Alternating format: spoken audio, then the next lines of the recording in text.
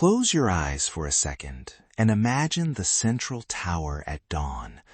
Angkor Wat's silhouette cradled in mist, the moat holding a slow breath of water, and then a single voice or bell that seems to hang in the air between stone blocks. What if those sounds were part of the temple's design, not just background? That image already changes how you step into a place like Bayon or Top Rome. The towers and galleries are not only seen, they're listened to. Right. Welcome to Ancient Echoes. I'm Samnang Bradley, and I'm joined by Rachana Solve. Today, we'll move between architecture, ritual sound, and living practice to ask, how did Angkor sound, and why does that sound still matter? We'll point you to field recordings and archive collections in the show notes. EFEO holdings and local university collections are good starting places. As we explore, I'll bring in inscriptions, craft knowledge, and oral histories. The evidence shows us where claims are well supported and where we should be cautious. We'll always center Cambodian voices and the people who keep these practices alive. Let's step onto a causeway. You move from compacted earth to laterite to smooth sandstone. That change in surface alters footsteps and the way sound carries. At Angkor Wat's central tower, the geometry differs from Bayon's cluster towers. Top Rome's open galleries let wind and voice escape. Even the huge West Beret Reservoir shapes distant horizons of sound. Those named places matter because they give us concrete acoustic behavior to imagine. Exactly. And small features can create big effects. A covered gallery traps and directs a chant. A cavity will color certain pitches, and a pond will double a sound with a slightly delayed reflection. These are predictable physical outcomes, but they're also shaped by ritual intent and craft practice. And that brings up a debate. Did builders tune spaces deliberately? Some people describe towers as resonators with near-engineered intent. I'm skeptical of a full speaker model, but I do think masons and ritual specialists listened closely. Wait, I agree with skepticism, but don't dismiss craft knowledge. Craftspeople test how a stone rings, and ritual specialists notice how a bell carries. Inscriptions at some temple sites note donors who gifted bells, which hints at the importance of specific tones in ritual contexts. The pattern shows transmission of practical knowledge, even if there's no blueprint spelling out acoustics. Good point.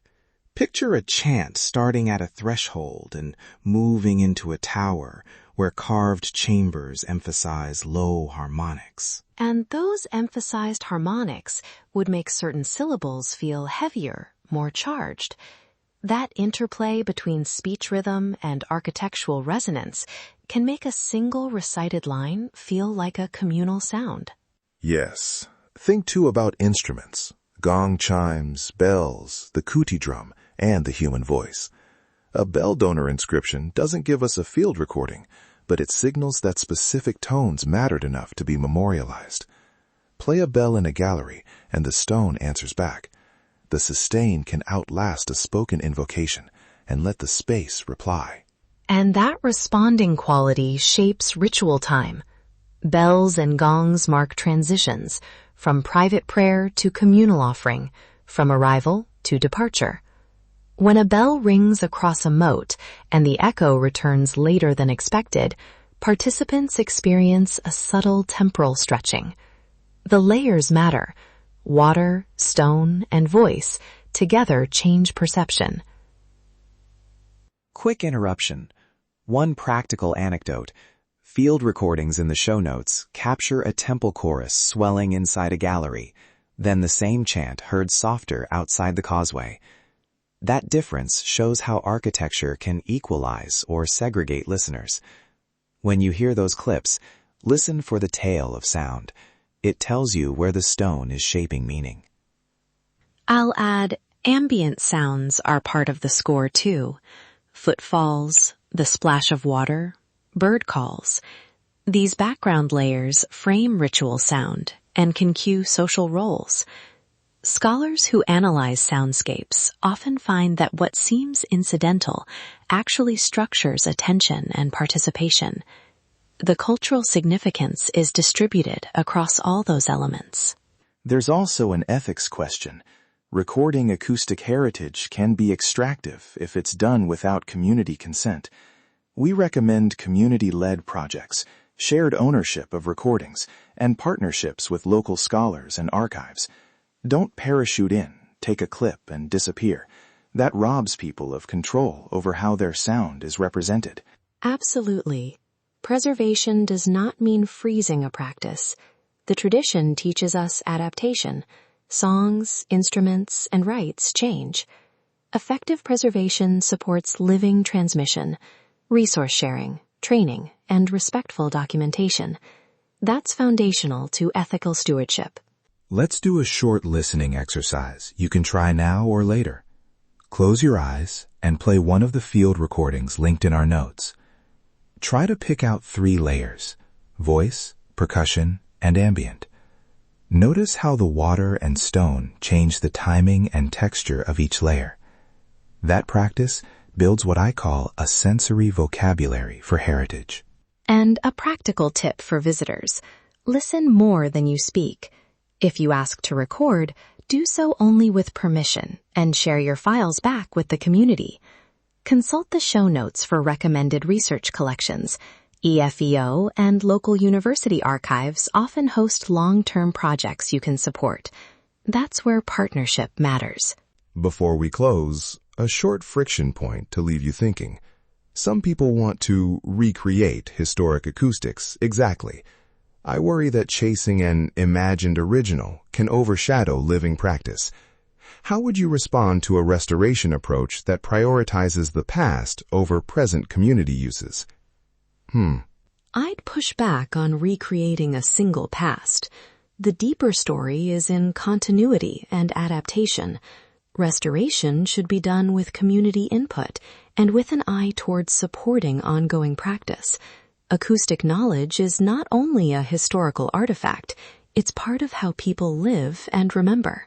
If this episode helped you hear Angkor in a new way, please subscribe to Ancient Echoes and share it with someone who loves history, architecture, or sound. Tag respectful field recordings with #AncientEchoes and #Angkor Acoustics. We'll highlight community-centered contributions on our socials. For visuals and guided listening, check Samnang's YouTube channel. The maps and clips live there. That brings us to the end of this episode of Ancient Echoes. We hope these stories helped you see Cambodian history and culture in a deeper, more human way. The evidence shows us that sound carries memory across generations. Listen closely to what it teaches. The echoes of the past live on in people's voices, memories, and everyday lives. Thank you for listening and for making space for these stories. Let's unlock the echoes of history together. Until next time, thank you for listening to Ancient Echoes.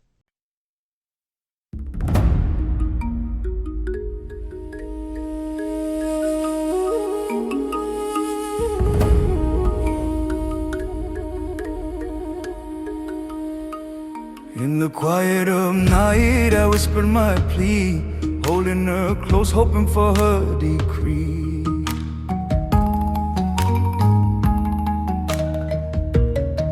I called upon spirits, asked them to guide, to take her heart and lead her by my side. So I drew her near, traced her brow so fair, on my sight this way.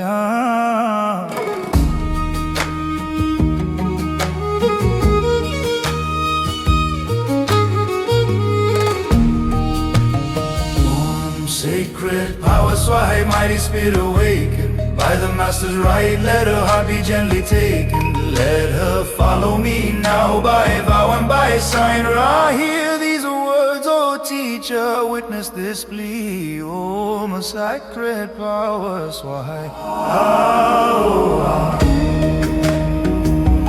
oh.